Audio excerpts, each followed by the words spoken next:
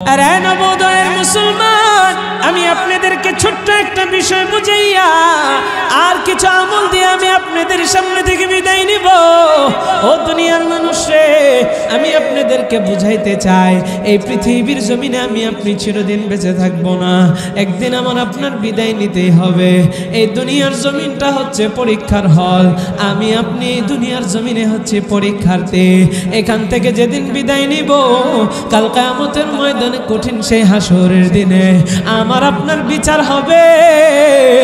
একটু জবাব দিয়া জানাইবেন, সেই দিন বিচার নিবেন একজন, তিনি কে? ইমানের পাওয়ার দিয়ে বলেন না তিনি কে? ও নবোদয়ের মুসলমান, সেই দিন আল্লাহ আপনার আমার বিচার করবেন। আহকামুল হাকিমিন, আল্লাহ তাআলা আপনার আমার ইনসাফের বিচার করবেন। দুনিয়ার কোন বিচারকের মতো বিচার তিনি করবেন না। দুনিয়ার বিচারকরা হচ্ছে বাটপার, দুনিয়ার বিচারকরা হচ্ছে সেটার। আমি বাহিরের রাষ্ট্রের কথা জানি না, আমার বাংলাদেশের কথাই জানি। আমাদের বাংলাদেশের বিচার ব্যবস্থা এখনো ঠিক হয় নাই।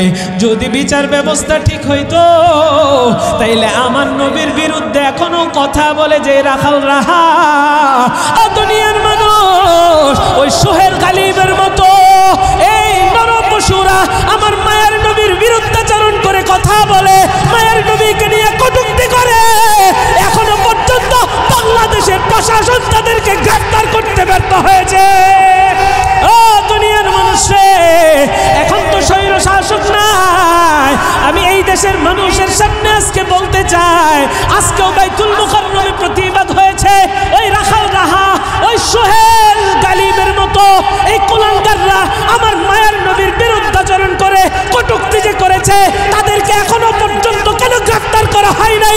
এদেরকে গ্রেফতার করে এদেরকে ফাঁসির কাস্টে ঝুলাইতে হবে, ঠিক কিনা?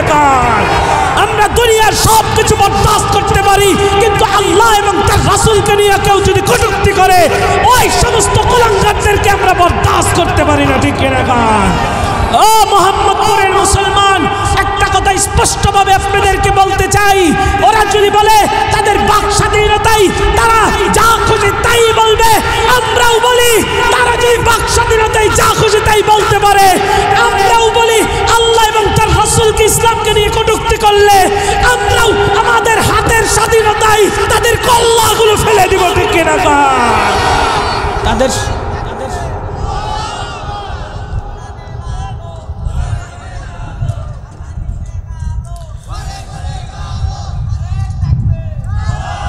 ও মুসলমান, ইমানি জজবা থেকে এই কথাগুলো বললাম। একটা কথা স্পষ্ট সবসময় মনে রাখবেন, আমরা সব কিছু নিয়ে আতাত করতে পারি, কিন্তু ইসলাম, আল্লাহ এবং তার রাসূলকে কেউ গালি দিলে আমরা কখনো তাদের সাথে আপোষ করতে রাজি নই, ঠিক কিনা?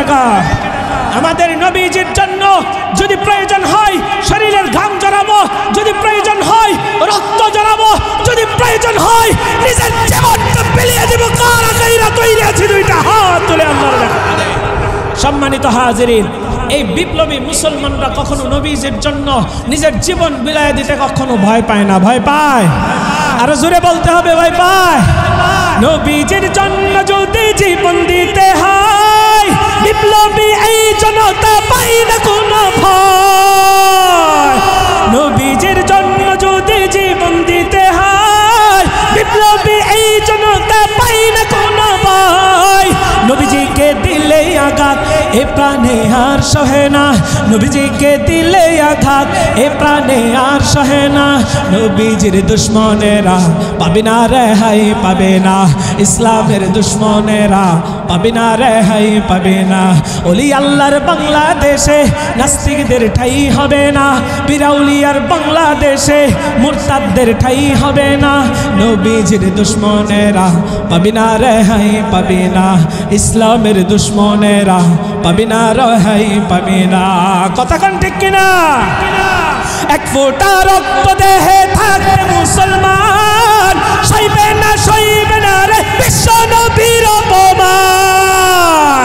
এক ফোঁটা রক্ত দেহে থাকবে মুসলমান, সইবে না, সইবে না রে বিশ্ব নবীর অপমান।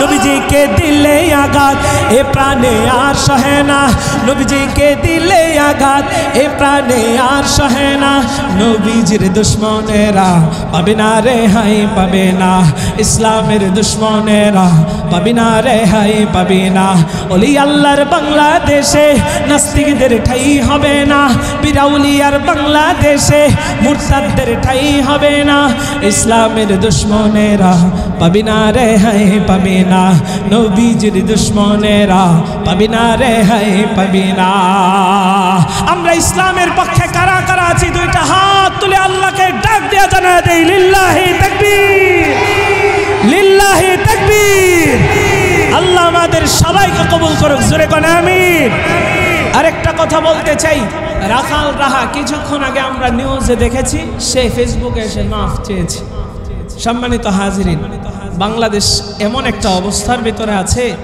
কেউ কাউরে মার্ডার কইরা ফেলাইলে পরে এসে মাফ কইরা দিলে মনে হয় মাফ হয়ে যায় এটা মগের মুল্লুক পাইছেন হ্যাঁ মগের মুল্লুক রাখাল রাহা আমার নবীকে নিয়ে কটূক্তি করছে ও মাফ চাইছে ভালো কথা আমরা মাফ করব তবে তার কারণে মুসলমানদের কলিজায় যে আঘাত যে ক্ষত সৃষ্টি হয়েছে মুসলমানরা যে রাজপথে নেমে এসেছে তাকে কেন এখনো গ্রেফতার করা হয় নাই এটা আমরা কোনোদিনও মেনে নিতে পারি না কথা কোন ঠিক কিনা তাকে গ্রেফতার করতে হবে এরপরে কি হবে না হবে সেটা পরের বিষয় গ্রেফতার আগে তাকে ডিম থেরাপি দেওয়া হোক এরপরে জাতি ক্ষমা করবে কথা কোন ঠিক কিনা আরে মুসলমান সব কিছু নিয়ে আতাত করবেন কিন্তু কোরআন সুন্নাহ আমার নবী আল্লাহ ইসলাম এগুলো নিয়ে কোনো আতাত চলবে আর জোরে কোন চলবে এজন্য যে কোনো মুহূর্তে ডাক আসলে ময়দানে ঝাঁপায় পড়বেন তো ইনশাআল্লাহ আর জোরে কোন ইনশাআল্লাহ আল্লাহ কবুল করুক জোরে কোন আমিন